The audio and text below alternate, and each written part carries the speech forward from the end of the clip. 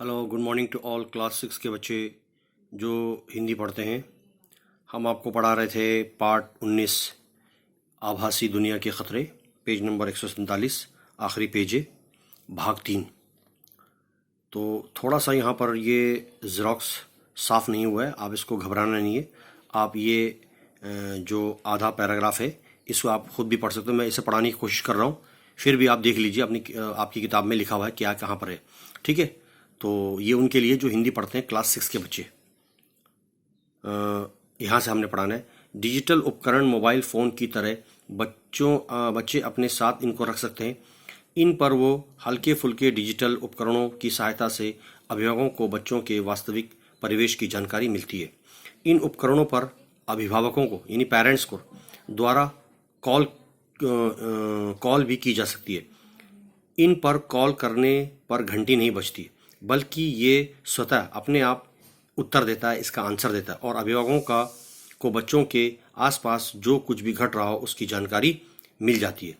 जैसे कि यदि बच्चा किसी रेलवे प्लेटफॉर्म पर है, ये उपकरण बताएगा कि ये अमुक फलाना रेलवे स्टेशन पर है और उसके आसपास कुछ गतिविधियां चल रही है।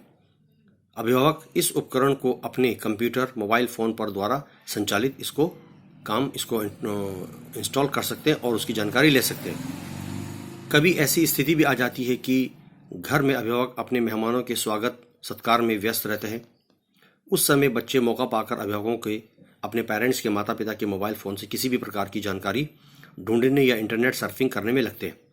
ऐसे में उनके हाथ से कुछ महत्वपूर्ण डाटा या जानकारी डिलीट भी हो सकते हैं। इन परिस्थितियों से निपटने के लिए अभिभावकों के लिए ऐसे एक एप्लीकेशन की सुविधा भी उपलब्ध है जो उनके मोबाइल फ़ोन या parental control child lock mode में ले जाएंगे और अभिभावकों के फ़ोन या महत्वपूर्ण डाटा भी उसमें से सुरक्षित रहेगा, वो डिलीट नहीं हो पाएगा।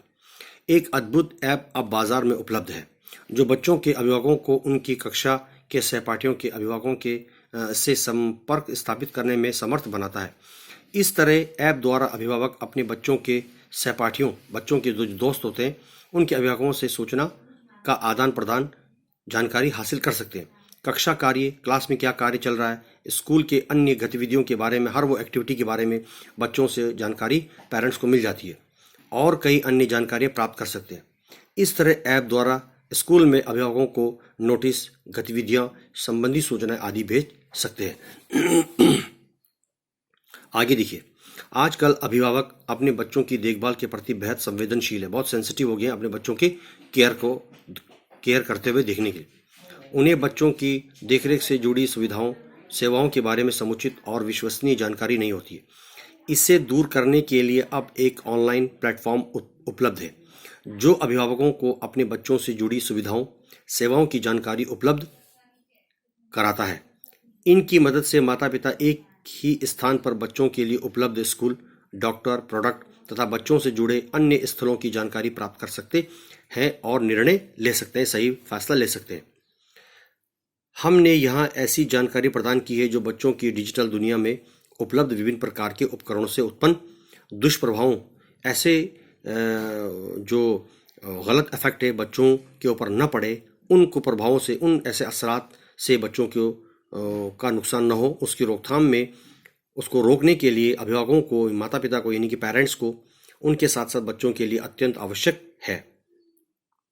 हजारों की संख्या में उपलब्ध उपकरणों के बारे में जानकारी प्रदान करना संभव नहीं है, यानी बहुत बड़े पैमाने पर हर वो इंफॉर्मेशन, हर वो उपकरण, ऐसे डिवाइस, ऐसे मशीनी चीज़ें हमारे लिए जुटाना, उनको अवेलेबल कराना, उनसे जानकारी हासिल करना, यह हमारे लिए मुमकिन उतना नहीं हो पाएगा, क्योंकि निजी क्षेत्र को जो प्रतिस्पर्धा है, यानी जो होड़ लगी हुई है आज की दुनिया में एक से एक आगे बढ़ने के लिए, मुकाबला करने के लिए, ठीक है ना, उन तमाम प्रतिस्पर्धाओं के कारण हर दिन कोई न कोई उपकरण बाजार में आ रहा है। हर एक चीज़, जैसे आज एक नया फ़ोन आया, कल दूसरा नया फ़ोन आया, हर एक कंपनी अपने अपने नए प्रोडक्ट लॉन्च कर रही है एक दूसरे से बेहतर साबित करने के लिए, उसका मुकाबला करने के लिए। लेकिन इंटरनेट की बढ़ती दुनिया जो आज बच्चों को अपने प्रभाव में लेती जा रही है, इस इंटरनेट जो बच्चों को अपनी गिरफ्त में ले चुकी है, उससे सावधान रहना हम सभी के लिए बहुत आवश्यक है।